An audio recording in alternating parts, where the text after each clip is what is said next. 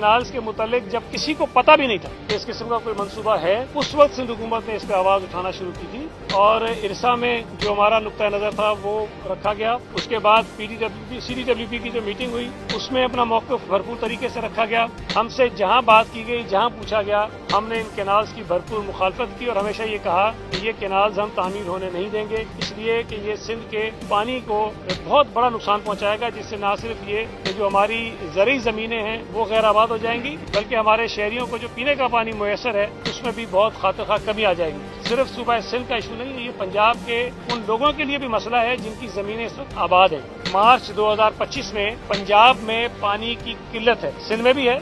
ये कैनाल बनाते हैं और बकौल उनकी मंतक के कि ये पंजाब का पानी वहाँ ले जाएंगे, तो मुझे बताइए कि पंजाब में जहाँ इस वक्त भी पानी नहीं है, ये कौन सा पंजाब का पानी निकालेंगे और कौन से उन कैनाल में ले जाएंगे। और अगर ले जाते हैं तो पंजाब में इस वक्त जो जमीनें आबाद हो रही हैं, इस वक्त जो किसान अपनी जमीनें आबाद कर रहे हैं, अपना जरिया मुआश बना के उसको चला रहे हैं, वो उससे महरूम होंगे और पंजाब की आबाद जमीनें जो हैं उसको शदीद नुकसान पहुंचेगा। तो ये सिर्फ सूबा सिंध का इशू नहीं है, ये पंजाब की भी आबाद जमीनें जो हैं, जो आबाद करने वाले लोग हैं, उनका भी एक मसला है। लेकिन फिल वक्त ना ये मंसूबा बन रहा है और ना ये बनने के काबिल है।